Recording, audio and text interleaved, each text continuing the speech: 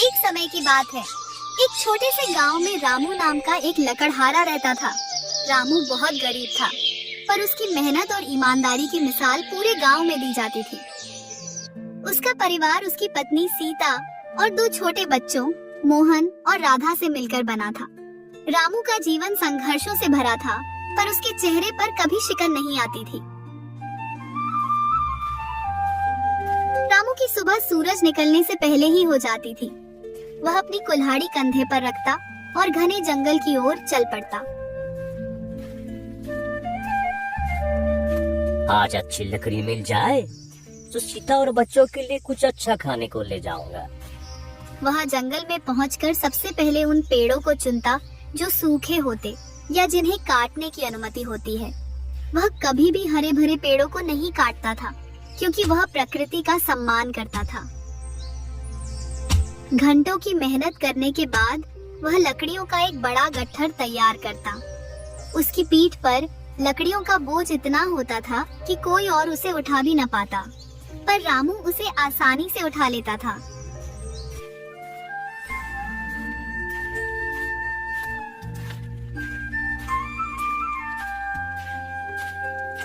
गांव के बाजार तक पहुंचने में उसे मीलों का सफर तय करना पड़ता था। अक्सर दोपहर तक वह बाजार पहुंचता और अपनी लकड़ियां बेचने की कोशिश करता।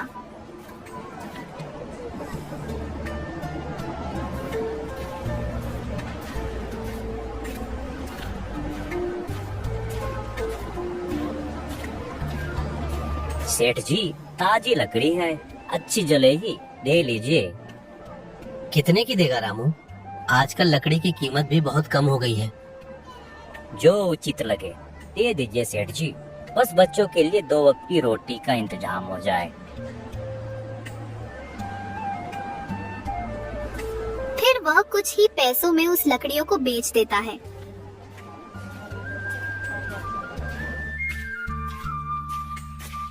जो भी पैसे मिलते वह उनसे आटा, दाल और थोड़ा बहुत तेल खरीदता और शाम ढलते ढलते घर लौट आता।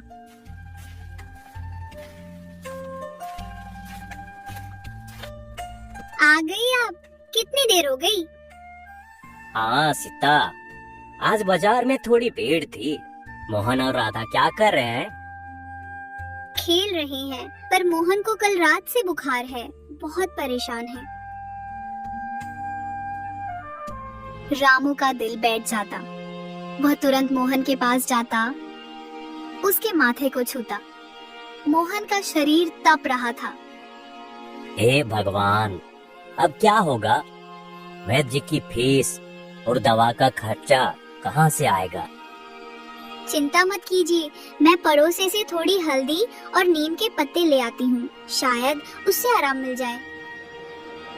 रामू जानता था कि घरेलू नुस्खों से काम नहीं चलेगा। मोहन को अच्छे इलाज की जरूरत थी।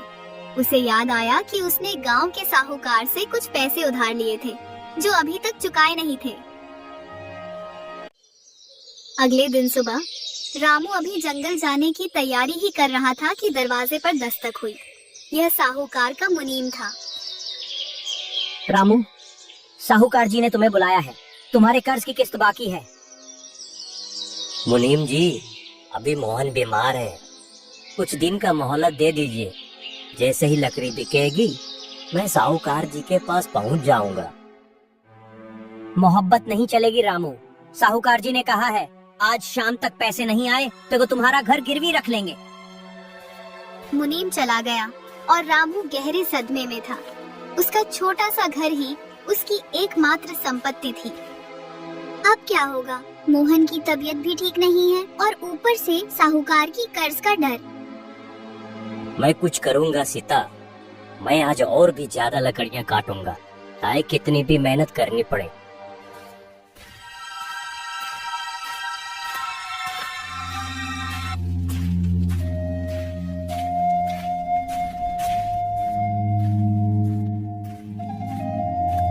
उस दिन रामू ने अपनी सारी ताकत झोंक दी। वह सुबह से शाम तक लकड़ियां काटता रहा। उसकी कुल्हाड़ी की आवाज पूरे जंगल में गूंज रही थी। उसने सोचा, कि अगर वह दुगनी लकड़ियां बेच पाएगा तो मोहन का इलाज भी हो जाएगा और साहूकार का कर्ज भी उतर जाएगा।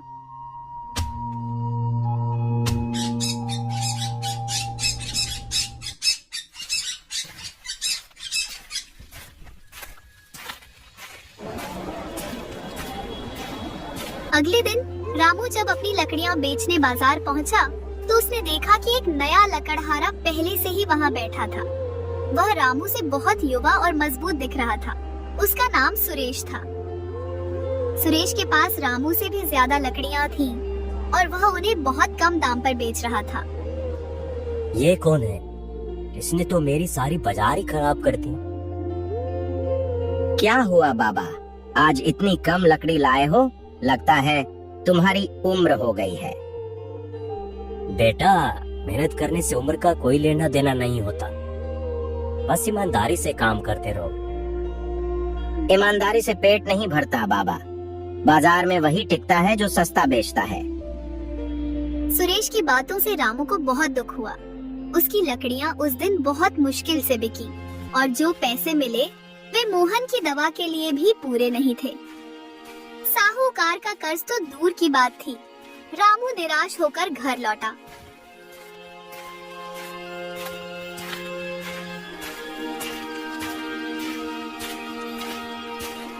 क्या हुआ? लकड़ी नहीं बिकी? बिकी, पर बहुत कम दाम में। एक नया लकड़हारा आया है, सुरेश। वह लकड़ियां बहुत सस्ता बेच रहा था। मोहन की तबीयत दिन ब दिन बिगड़ती जा रही थी। रामू को वैद्य जी से उधार दवा लेनी पड़ी। वैद्य जी ने कहा, अगर मोहन को जल्द ही अच्छी दवा और पौष्टिक भोजन नहीं मिला तो उसकी जान को खतरा हो सकता है। हाँ वैद्य जी, क्या करूं? मैं कितनी भी मेहनत करूं, पर पैसे जमा नहीं हो पाते हैं। फिर रामू ये बोलकर वहाँ से चला जाता है।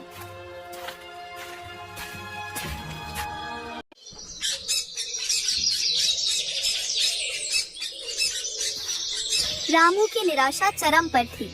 वह हर सुबह जंगल जाता, पर अब लकड़ियाँ ढूंढना और बेचना और भी मुश्किल हो गया था।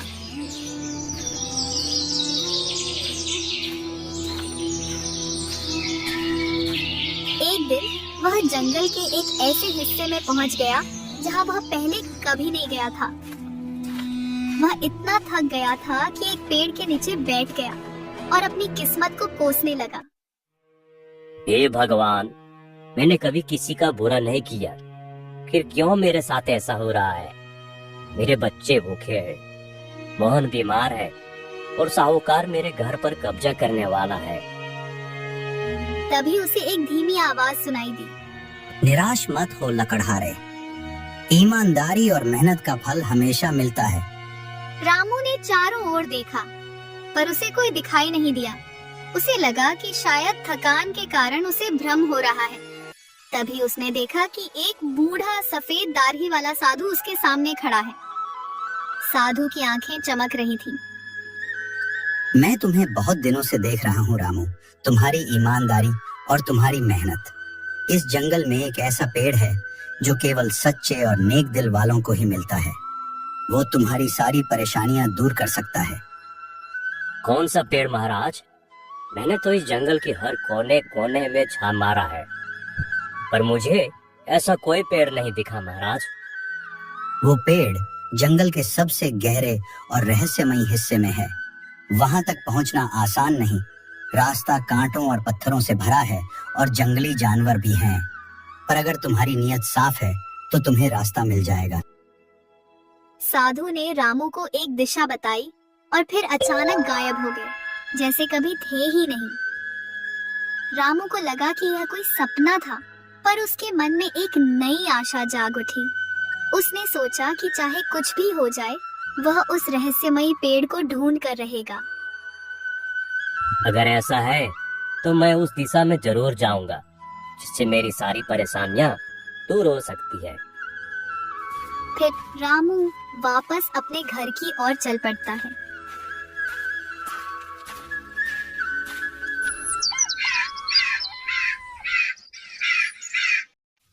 अगले दिन से रामू ने अपनी दिशा बदल दी। वह जंगल के उस हिस्से की ओर चला जहाँ कोई लकड़हारा नहीं जाता था।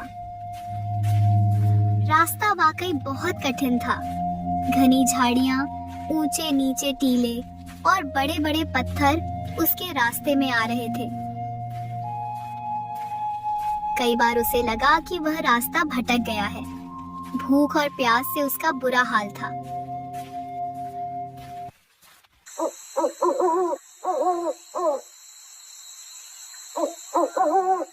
फिर रात हो जाती है और फिर रात को वह किसी पेड़ के नीचे सो जाता है।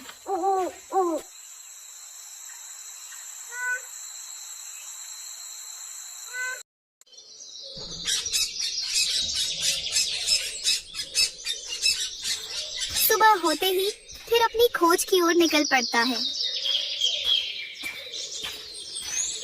एक दिन जब रास्ते में चला जा रहा था, तब आसपास हिरन, जिराफ जैसे जानवर देखने को मिलते हैं, जो बहुत ही अच्छे दृश्य को दर्शाता था। वहाँ उसे कुछ अलग जैसा सुकून का अभाव हुआ।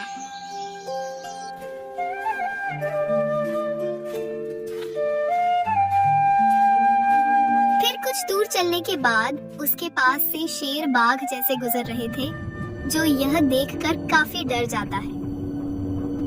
एक जानवर, शेर का बच्चा, उसके पास आ जाता है, लेकिन वह कुछ देर रामू को देखता है।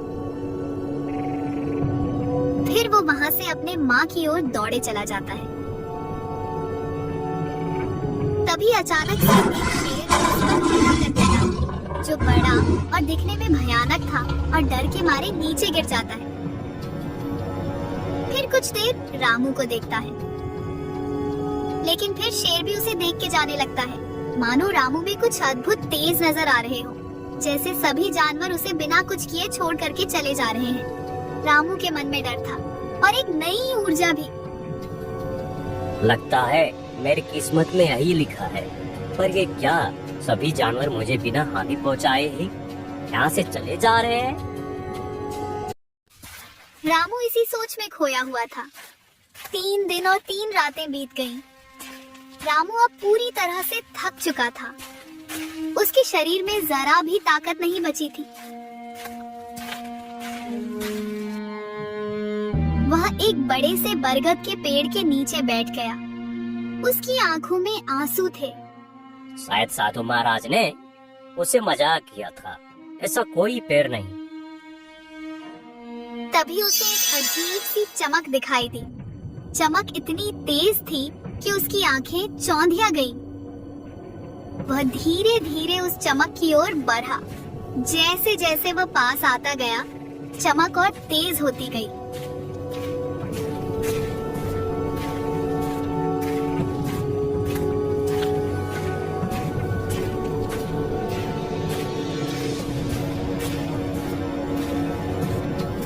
और फिर उसकी आंखों के सामने एक ऐसा दृश्य था जिसे देखकर वह अपनी आंखों पर विश्वास नहीं कर पाया।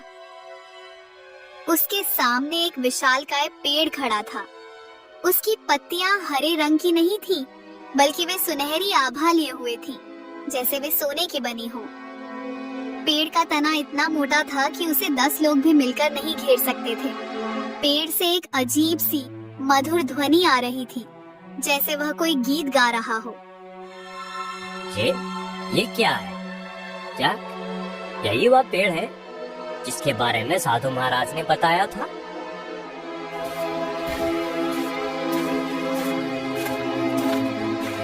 उसने डरते डरते पेड़ के तने को छुआ। तना छूने में चिकना और ठंडा था। उसे लगा जैसे पेड़ में कोई जीवन है। उसने अपनी कुल्हाड़ी उठाई और एक छोटी सी टहनी काटने की कोशिश की।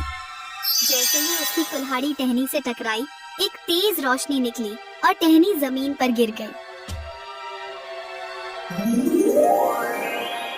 रामू ने टहनी को उठाया। वह टहनी सोने जैसी चमक रही थी, पर वजन में बहुत हल्की थी। उसे लगा कि यह कोई साधारण लकड़ी नहीं है। उसने सोचा कि वह इसे बाजार में बेचकर देखेगा।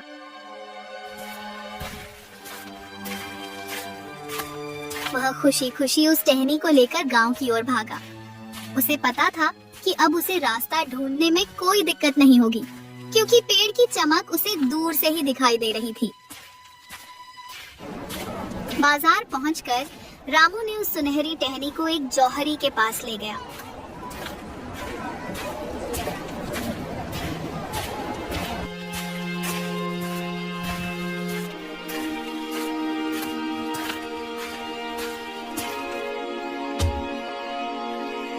जौहरी ने टहनी को देखा और उसकी आंखें फटी की फटी रह गईं। ये तो शुद्ध सोने की लकड़ी है। ये तुम्हें कहाँ मिली? जंगल में मिली सेठ जी। क्या आप इसे खरीदेंगे?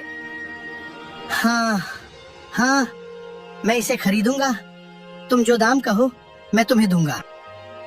जौहरी ने रामू को इतने पैसे दिए जितने उसने अपनी पूरी जिंदगी में कभी नहीं देखे थे।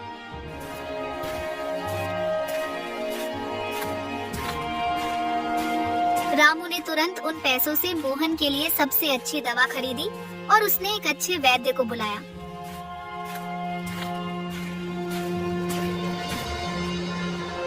वैद्य ने मोहन को देखा और फिर वैद्य जी ने उसे दवा को पिलाया।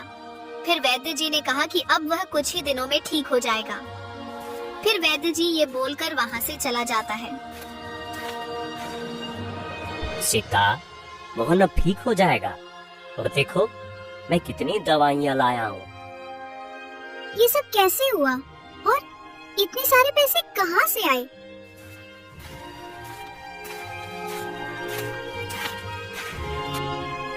मुझे जंगल में एक रहस्यमयी पेड़ मिला था सीता। वह सोने की लकड़ी देता है। उसी से मैंने ये सारी दवाई और पैसे लाया हूँ।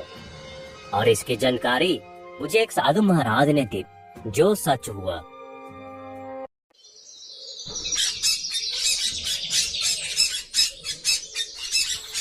अगले कुछ दिनों तक रामू हर सुबह जंगल जाता।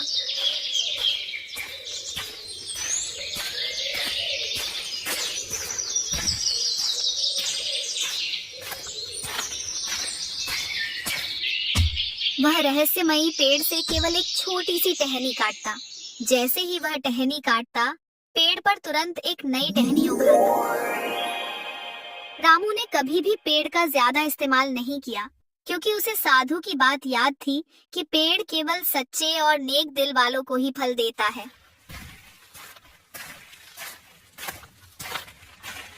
रामू ने पैसे को जमा करके उसने सबसे पहले साहूकार का कर्ज चुकाने के लिए जाता है।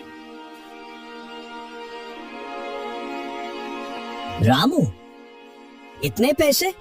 तुम तो बहुत अमीर हो गए हो। यह सब आपकी कृपा है साहूकार जी। मेरा कर्ज उतर गया। अब मेरे घर पर कोई खतरा नहीं। साहूकार रामू की तरक्की देखकर हैरान था और फिर पैसे देकर रामू वहाँ से चला जाता है।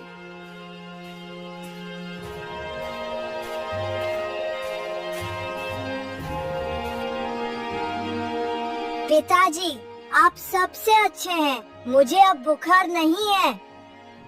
और रामू के बच्चा मोहन भी अब तक ठीक हो चुका था। रामू अपने परिवार को खुश देखकर बहुत संतुष्ट था। गांव में रामू की कहानी फैलने लगी। लोग हैरान थे कि कैसे एक गरीब लकड़हारा रातों रात इतना अमीर हो गया।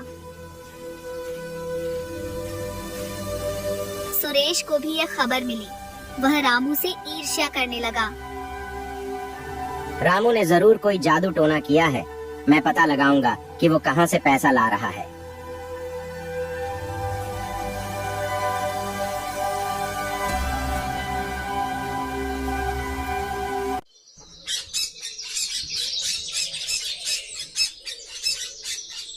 एक दिन उसने रामू को जंगल के उस रहस्यमयी हिस्से की ओर जाते देखा।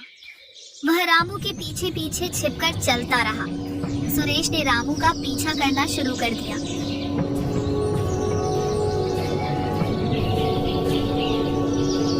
जब उसने रहस्यमयी पेड़ को देखा तो उसकी आंखें लालच से चमक उठी।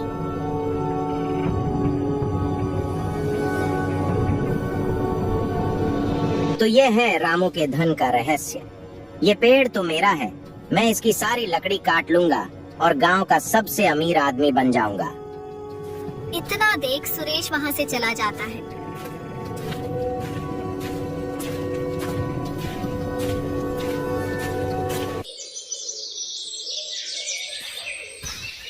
ठीक अगले दिन कुल्हाड़ी लेकर ठीक उसी जंगल की ओर चल पड़ता है।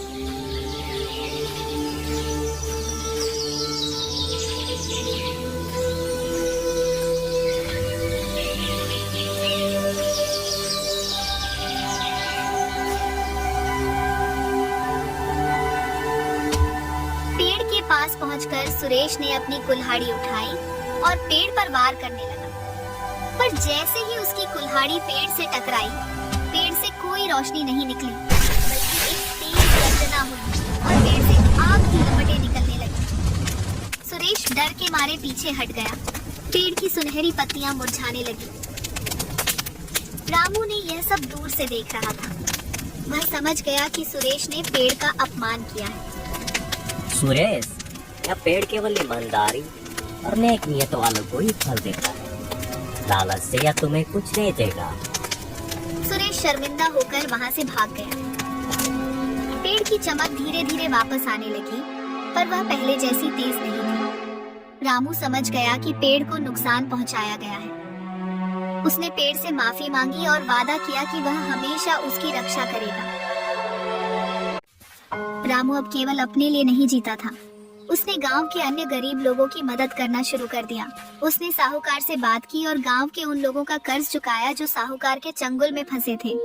रामू भाई, तुमने मेरी जान बचा ली। साहूकार मेरा खेत छीनने वाला था। तुमने मेरे बच्चों को भूखा मरने से बचा लिया। एक दिन सुरेश रामू के पास आया। वह बहुत शर्मिंदा था।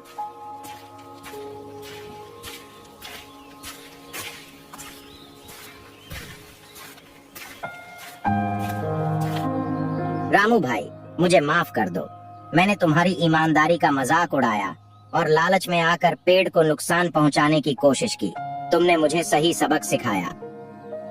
कोई बात नहीं सुरेश, गलती सबसे होती है। बस अब ईमानदारी से काम करना और कभी लालच मत करना। रामू ने सुरेश को भी कुछ पैसे दिए ताकि वह अपना काम फिर से शुरू कर सके। सुरेश ने रामू का धन्यवाद किया और एक नया जीवन शुरू किया।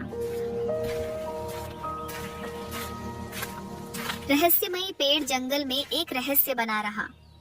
रामू कभी कभी वहां जाता, पेड़ को देखता और उसका धन्यवाद करता। उसने कभी किसी को पेड़ का सही स्थान नहीं बताया, क्योंकि वह जानता था कि यह पेड़ केवल उन्हीं को फल देगा जो इसके योग्य हैं।